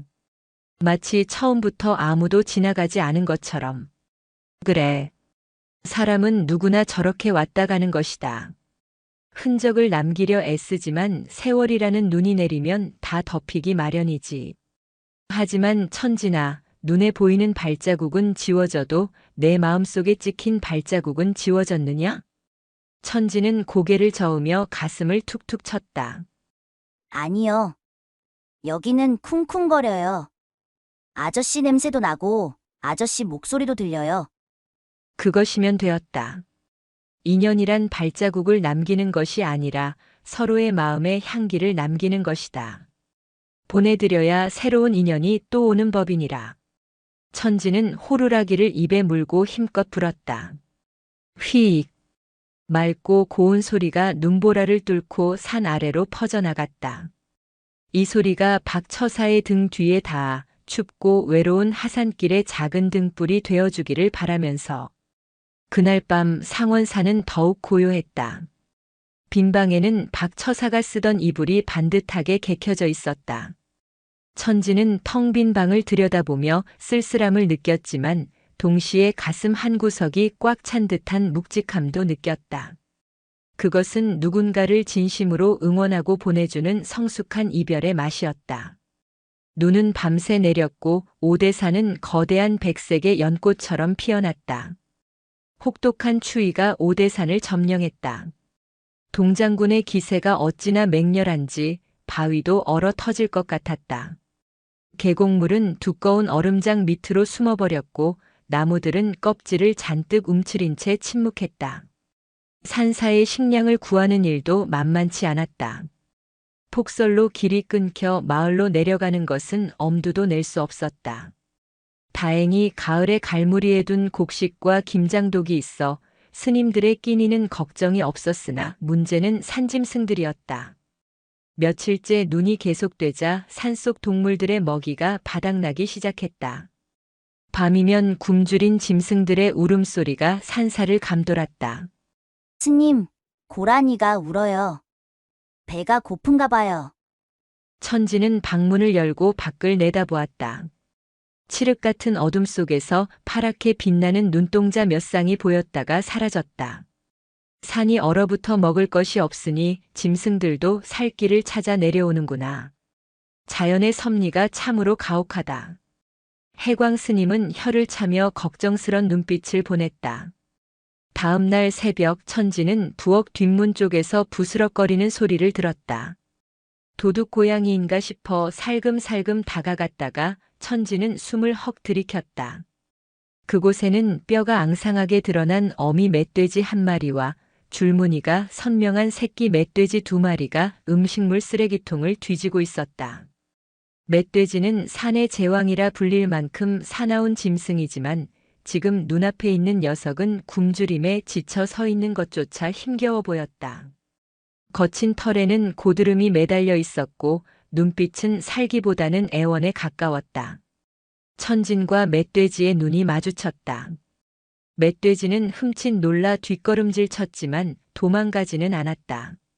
새끼들이 배가 고파 끽끽거리며 어미의 젖을 파고들었기 때문이다. 하지만 굶은 어미에게서 젖이 나올 리 만무했다. 천진의 가슴이 쿵 내려앉았다. 무서움보다는 안타까움이 앞섰다. 저들도 엄마고 아기구나. 우리처럼 배가 고프면 아프고 슬픈 생명이구나. 천진은 조용히 뒷걸음질 쳐서 방으로 들어왔다. 그리고 아침 공양 때 먹으려고 남겨두었던 삶은 감자 2알을 챙겼다. 뜨끈한 온기가 손바닥에 전해졌다. 이거 먹어. 많이 없어서 미안해. 천진은 부엌 문을 살짝 열고 감자를 멧돼지 쪽으로 굴려주었다. 멧돼지는 경계하며 킁킁거렸지만 이내 감자 냄새를 맡고 허겁지겁 달려들었다. 하지만 어미는 감자를 입에 물더니 자신이 먹지 않고 잘게 부수어 새끼들에게 밀어주었다. 새끼들은 김이 모락모락 나는 감자를 순식간에 먹어치웠다. 어미는 그 모습을 지켜보며 비님만 쩝쩝거릴 뿐이었다. 그 모습이 천진의 마음을 울렸다. 엄마는 왜 안 먹어? 엄마도 배고프잖아. 천진은 눈시울이 뜨거워졌다. 자신의 배고픔보다 자식의 배고픔을 더 못 견뎌 하는 모성애. 그것은 사람이건 짐승이건 다를 바가 없었다. 천진은 결심한 듯 공양간으로 살금살금 들어갔다. 큰 솥에는 스님들이 드실 점심밥이 지어져 있었다. 천진은 커다란 바가지에 밥을 듬뿍 퍼담았다. 천진 스님, 거기서 뭐 하십니까? 등 뒤에서 호랑이 같은 목소리가 들려왔다. 공양주 보살님이었다. 천진은 화들짝 놀라 밥주걱을 떨어뜨릴 뻔했다. 아, 그게, 저기, 지금 밥을 훔치시는 겁니까? 어허, 스님이 계율을 어기시면 어떡해요? 공양주 보살님이 눈을 흘겼다. 천진은 울상이 되어 사정했다. 보살님, 저기 뒤에 멧돼지 엄마랑 아기가 있어요. 밥을 못 먹어서 다 죽어가요. 새끼들 주느라 엄마는 한 입도 못 먹었어요. 이거 한 번만 주면 안 돼요? 제 밥 안 먹을게요. 제 밥 대신 주는 거예요. 천진의 간절한 호소에 공양주 보살님은 부엌 문을 열고 밖을 내다보았다. 눈밭 위에서 서로의 체온의 의지에 떨고 있는 멧돼지 가족의 처참한 몰골이 보였다. 보살님의 굳은 얼굴이 순식간에 허물어졌다. 아이고, 쯧쯧. 미물들도 자식 사랑은 끔찍하구나. 보살님은 짐짓 모른 채 하며 돌아섰다. 에구, 내가 눈이 침침해서 아무것도 못 봤네. 누룽지가 너무 많이 눌어서 좀 긁어내야겠어. 저기 뒷문에 내다 버려야겠네. 보살님은 솥바닥을 박박 긁어 누룽지와 남은 밥을 한가득 퍼서 바가지에 담아주었다. 천진의 얼굴이 꽃처럼 활짝 피어났다. 고맙습니다. 보살님은 진짜 관세음보살님이에요. 천진은 밥이 담긴 바가지를 들고 조심스레 밖으로 나갔다. 멧돼지 가족은 여전히 그 자리를 지키고 있었다. 자, 이거 먹어. 따뜻한 밥이야. 천진이 밥을 쏟아주자 이번에는 어미도 참지 못하고 주둥이를 받고 먹기 시작했다. 쩝쩝 꿀꿀. 멧돼지들이 밥 먹는 소리가 적막한 새벽 공기를 갈랐다. 천진은 쪼그리고 앉아 그 모습을 턱을 괴고 바라보았다. 멧돼지들이 밥을 먹는 것만 봐도 자신의 배가 부른 것 같았다. 그때 해광 스님이 뒷짐을 지고 나타났다. 천진은 흠칫 놀라 일어났다. 야생 동물에게 먹이를 주는 것은 위험한 일일 수도 있었고 절의 곡식을 함부로 축낸다고 혼날 수도 있었다. 하지만 해광 스님은 아무 말 없이 멧돼지 가족을 바라보았다. 밥을 다 먹은 멧돼지 어미가 천진과 해광 스님을 향해 꾸벅 고개를 숙이는 듯한 동작을 취했다. 그리고는 새끼들을 이끌고 다시 눈 덮인 산속으로 천천히 사라졌다. 천진아. 네, 스님. 잘못했어요. 밥 훔쳐서. 아니다. 내가 오늘 큰 불공을 들였구나. 불공이요? 저는 절 안 했는데요. 부처님 앞에 엎드리는 것만이 불공이 아니다. 배고픈 생명에게 내 밥을 나누어 주는 것, 얼어 죽어가는 생명에게 온기를 나누어 주는 것, 그것이 바로 살아있는 불공이자 최고의 수행이다. 해광 스님은 천진의 머리를 쓰다듬었다. 너와 저 멧돼지가 둘이 아님을 알았느냐? 네, 저는 사람이고 쟤는 돼지인데요. 껍데기는 다르지만 배고프면 먹어야 하고 추우면 떨고 자식을 사랑하는 그 마음은 똑같지 않느냐? 생명의 무게는 다 똑같은 법이다. 내가 오늘 너의 배고픔을 참고 남의 배고픔을 채워주었으니 내 마음 그릇이 저 오대산만큼 넓어졌구나. 천지는 자신의 가슴을 내려다보았다. 왠지 가슴이 빵빵하게 부풀어 오른 것 같았다. 스님, 그러면 제 마음에도 밥이 찼나 봐요. 하나도 안 배고파요. 허허, 그렇고 말고. 자비심이라는 밥은 먹어도 먹어도 배가 부르고 나누면 나눌수록 더 커지는 신비한 밥이란다. 그해 겨울 오대산 상원사 뒷마당은 숲속 동물들의 작은 급식소가 되었다. 천지는 남은 밥과 채소 찌꺼기를 모아 정성껏 날랐고 덕분에 멧돼지 가족뿐만 아니라 고라니, 산토끼, 너구리들도 무사히 겨울을 날 수 있었다. 혹독한 추위는 여전했지만 천지는 더 이상 춥지 않았다. 나눔이 만들어낸 온기는 장작불보다 더 뜨겁고 오래간다는 것을 내 살배기 동자승은 온몸으로 배우고 있었다. 눈 덮인 산사 위로 따스한 햇살이 비치기 시작했다. 그것은 마치 부처님의 자비로운 미소처럼 오대산의 모든 생명을 골고루 어루만져 주었다. 오대산의 겨울은 길고도 지루했다. 하지만 자연의 시계는 한치의 오차도 없이 돌아가고 있었다. 어느 날 새벽 꽁꽁 얼어붙었던 계곡에서 쩍쩍하고 얼음장이 갈라지는 소리가 들려왔다. 그것은 산이 기지개를 켜는 소리이자 겨우내 숨죽이고 있던 물길이 다시 흐르기 시작했다는 신호였다. 햇살의 질감이 달라졌다. 뺨을 때리던 칼바람은 어느새 부드러운 솜털처럼 변해 있었고 처마 밑에 매달린 고드름은 투명한 눈물을 뚝뚝 흘리며 자신의 몸을 녹여 땅으로 돌려보내고 있었다. 천지는 털신을 벗어던지고 가벼운 고무신으로 갈아 신었다. 발가락이 꼬물거릴 정도로 간지러운 봄 기운이 땅에서 올라오고 있었기 때문이다. 스님, 땅이 말랑말랑해요. 흙냄새가 꼭진 감자 냄새 같아요. 천진이 마당에 젖은 흙을 밟으며 해광 스님을 불렀다. 스님은 따뜻한 툇마루에 앉아 낡은 승복을 기우며 빙글에 미소 지었다. 땅이 숨을 쉬기 시작해서 그렇단다. 겨우내 딱딱하게 굳어있던 껍질을 깨고 생명을 밀어 올리느라 땅도 지금 힘을 쓰는 중이지. 천지는 쪼그리고 앉아 화단 구석을 유심히 들여다보았다. 잔설이 아직 희끗희끗하게 남아있는 그곳에 아기 손톱만 한 노란 꽃봉오리가 눈을 뚫고 고개를 내밀고 있었다. 복수초였다. 얼음을 뚫고 핀다 하여 얼음새꽃이라고도 불리는 그 강인한 생명력이 천진의 눈을 사로잡았다. 와, 이것 좀 보세요. 눈이 차가울 텐데 어떻게 꽃이 피었죠? 춥지도 않나 봐요. 천진이 신기해서 손가락으로 꽃잎을 살짝 건드렸다. 노란 꽃잎이 파르르 떨며 황금빛 가루를 날렸다. 추위를 견디지 못한 꽃은 향기가 없는 법이다.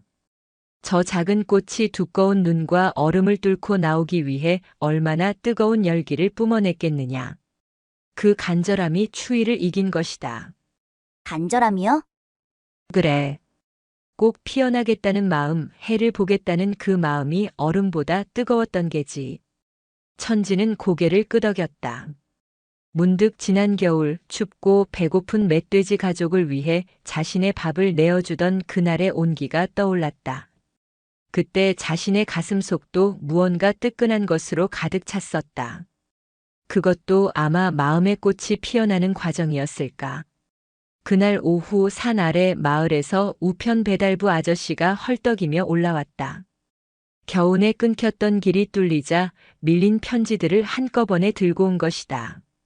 해광 스님, 여기 서울에서 편지가 왔습니다. 누런 봉투였다. 보낸 사람의 이름은 적혀 있지 않았지만 해광 스님은 봉투의 필체만 보고도 누구인지 단박에 알아챘다. 스님은 천진을 불렀다. 천진아, 이리 와보거라. 반가운 소식이 왔구나. 누구한테서요? 박 처사님 기억하느냐? 아, 호루라기 아저씨. 천진의 눈이 반짝 빛났다. 목에 걸고 있던 나무 호루라기를 만지작거렸다. 해광 스님은 봉투를 뜯어 편지를 읽어 내려갔다. 편지에는 박 처사가 고향으로 내려가 작은 과수원을 시작했다는 사연이 적혀 있었다. 처음에는 흙을 만지는 일이 서툴러 손바닥이 다 부르트고 몸살을 앓았지만 이제는 제법 농사꾼 티가 난다고 했다. 그리고 편지의 마지막 줄에는 이렇게 적혀 있었다. 스님, 그리고 꼬마 스님 천진 보살님. 저는 이제 더 이상 과거를 후회하거나 미래를 두려워하지 않습니다.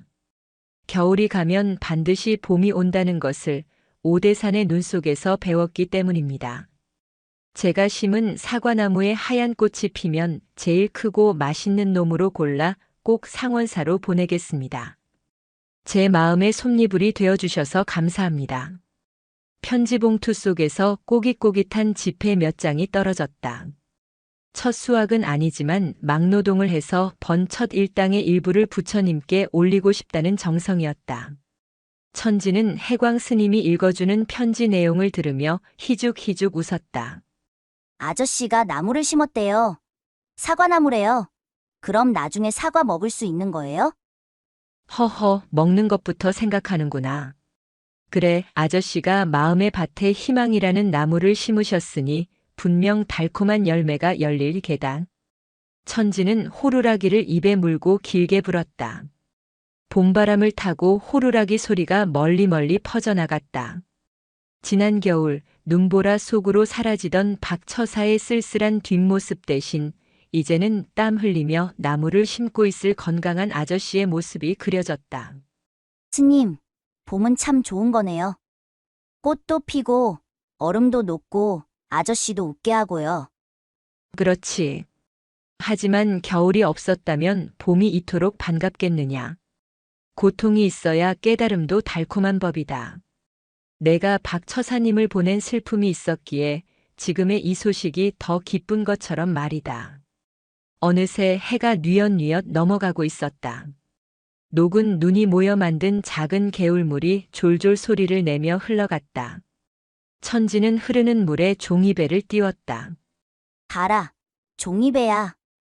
바다까지 가서 박 처사님한테 내 마음 좀 전해줘. 종이배는 위태롭게 흔들리면서도 멈추지 않고 앞으로 나아갔다. 바위에 부딪히면 빙그르르 돌아서 가고 여우를 만나면 훌쩍 뛰어넘었다. 천지는 그 모습을 보며 생각했다. 나도 저 종이배처럼 계속 흘러가야지. 멈추지 않고 고인물이 되지 않고. 오대산의 밤은 더 이상 춥지 않았다. 개구리들이 깨어나 합창을 시작했고 밤하늘의 별들은 봄 처녀의 눈동자처럼 초롱초롱 빛났다. 천지는 이불 속에서 꼼지락거렸다. 몸이 근질근질했다. 키가 크려는지 뼈마디가 욱신거렸다. 그것은 몸의 성장통이자 마음이 자라는 소리였다. 산천초목이 푸르름을 더해가는 5월 오대산 상원사는 1년 중 가장 화려하고 분주한 날을 맞이했다. 바로 부처님 오신 날이었다. 절 마당에는 형형색색의 연등이 줄지어 매달려 바람에 춤을 추었고 신도들이 올린 공양미가 창고에 가득 쌓였다. 천진도 아침부터 바빴다. 제 키보다 높은 사다리를 잡아주기도 하고 연등에 꼬리표를 달기도 했다. 땀이 송글송글 맺혔지만 얼굴에는 웃음꽃이 떠나지 않았다. 스님, 이 빨간 등은 누구 거예요? 그건 몸이 아픈 할머니가 빨리 낫게 해달라고 비는 등이란다. 그럼 이 파란 등은요? 그건 군대 간 아들이 무사히 돌아오기를 바라는 어머니의 마음이지. 천지는 수많은 연등 아래를 걸으며 생각했다. 저마다의 색깔만큼이나 사람들의 소원도 다양하구나. 누구는 건강을, 누구는 합격을, 누구는 부자를 꿈꿨다. 저녁 예불 시간이 다가오자 해광 스님이 천진에게 백지를 한 장 건넸다. 자, 천진이 너도 내 등을 하나 만들어야지. 여기에 내 소원을 적어서 꼬리표를 달아보거라. 천진은 붓을 들고 고민에 빠졌다. 1년 전만 해도 왕사탕 많이 먹게 해주세요라거나 다람쥐가 내 말 잘 듣게 해주세요라고 적었을 것이다. 하지만 지금은 붓끝이 쉽게 움직이지 않았다. 구름을 잡으려 했던 욕심, 돌탑이 무너졌을 때의 허무함, 새를 떠나보낼 때의 슬픔, 폭포 앞에서 들었던 침묵의 소리, 박처사를 안아주었던 연민. 지난 1년간 오대산에서 겪은 수많은 일들이 주마등처럼 스쳐 지나갔다. 천지는 붓을 내려놓았다. 그리고 빈 종이를 그대로 꼬리표에 매달았다. 해광 스님이 의아한 표정으로 물었다. 천진아, 왜 아무것도 적지 않았느냐? 바라는 것이 없느냐? 천진이 배시시 웃으며 대답했다. 스님, 제가 소원을 적으면 종이가 꽉 차서 다른 게 들어올 자리가 없잖아요. 다른 것이라니? 바람도 들어오고 달빛도 들어오고 부처님 미소도 들어와야죠. 제 욕심으로 채우면 무거워서 등이 못 날아갈 것 같아요. 그래서 그냥 비워뒀어요. 비워야 빛이 더 환하게 담기니까요. 해광 스님은 잠시 말을 잇지 못했다. 70평생을 수행한 자신조차 때로는 버리지 못하는 마음의 찌꺼기가 있거늘 이 어린 동자는 어느새 공의 이치를 스스로 터득하고 있었다. 스님의 눈가에 벅찬 물기가 맺혔다. 내 말이 맞다. 비워야 채워지는 법이지. 내 등이 오늘 밤 상원사에서 가장 밝게 빛나겠구나. 어둠이 내리고 점등식이 시작되었다. 하나, 둘, 셋, 불을 밝히시오. 순간 수백, 수천 개의 연등에 일제히 불이 켜졌다. 칠흑 같던 오대산 자락이 순식간에 환한 불빛의 바다로 변했다. 마치 땅 위에 은하수가 내려앉은 듯 장관이었다. 천진의 빈 소원등도 은은한 빛을 뿜어냈다. 글씨는 없었지만 그 여백을 통해 새어나오는 빛은 그 어떤 화려한 문구보다 더 따뜻하고 깊게 주변을 밝혔다. 예불을 마치고 모든 신도가 돌아간 늦은 밤, 해광 스님과 천지는 텅 빈 마당에 나란히 앉았다. 밤하늘에는 둥근 보름달이 휘영청 떠 있었다. 스님, 저 달 좀 보세요. 꼭 스님 얼굴 같아요. 허허, 내 얼굴이 저리 넙대대하냐? 아니요. 그냥 보고 있으면 마음이 편안해져서요. 천지는 밤하늘을 유유히 흘러가는 구름을 바라보았다. 1년 전 저 구름을 잡겠다고 떼를 쓰고 울고 불고 했던 기억이 났다. 지금 생각하니 웃음이 나왔다. 스님, 저 구름은 어디로 가는 걸까요? 어디로 가는 것이 아니다. 그저 인연 따라 모양을 바꾸며 노니는 것이지. 비가 되어 내리면 계곡물이 되고 김이 되어 오르면 다시 구름이 되는 것이다. 그러니 간 곳도 없고 온 곳도 없는 것이니라. 해광 스님은 찻잔에 따뜻한 차를 따랐다. 찻잔 속에 밤하늘의 달이 그대로 비쳤다. 자, 이것 보거라. 저 하늘의 달이 내 찻잔 속에도 들어와 있지 않느냐. 굳이 하늘까지 올라가 따올 필요가 없다. 내 마음이 고요하면 온 우주가 내 마음 속에 들어와 앉는 법이다. 천지는 찻잔을 두 손으로 감싸 쥐었다. 따뜻했다. 그리고 찻잔 속에서 일렁이는 달을 보며 차를 한 모금 마셨다. 달을 마시는 기분이었다. 구름을 마시고 바람을 마시고 우주를 마시는 기분이었다. 스님, 차 맛이 달아요. 그것이 깨달음의 맛이다. 저는 이제 구름 안 잡을래요. 제 뱃속에 이미 구름도 있고 달도 있고 별도 있는 거려. 천진이 자신의 배를 통통 두드렸다. 그래. 내가 바로 우주요, 우주가 바로 너다. 내가 웃으면 세상이 웃고 내가 울면 세상도 운다. 그러니 천진아, 앞으로도 그 맑은 마음으로 세상을 비추거라. 천진은 해광 스님의 어깨에 머리를 기댔다. 노승의 냄새, 오래된 향 냄새와 흙 냄새가 섞인 그 편안한 냄새가 좋았다. 스님, 졸려요. 그래, 들어가 자자꾸나. 오늘 꿈속에서는 부처님과 숨바꼭질이라도 하려무나. 해광 스님은 잠이 든 천진을 등에 업고 법당을 향해 걸어갔다. 스님의 그림자와 천진의 그림자가 하나로 겹쳐져 길게 늘어졌다. 오대산 상원사의 풍경 소리가 댕그렁, 댕그렁하며 밤하늘로 흩어졌다. 그것은 끝이 아니라 새로운 시작을 알리는 소리였다. 사계절을 돌고 돌아 다시 봄이 왔듯이 천진의 수행도 우리의 살도 그렇게 돌고 도는 것이다. 천진의 등 뒤로 밤하늘의 구름이 평온하게 흘러가고 있었다. 잡을 필요도 가둘 필요도 없는 그저 바라보는 것만으로도 충분히 아름다운 자유로운 구름이었다. 자연과 사람, 마음과 우주가 하나 되는 그 고요한 밤. 어린 동자승 천진의 꿈속에는 더 이상 갖고 싶은 장난감 구름은 없었다. 대신 온 세상을 포근하게 감싸 안는 거대한 마음의 구름이 둥실 떠오르고 있었다.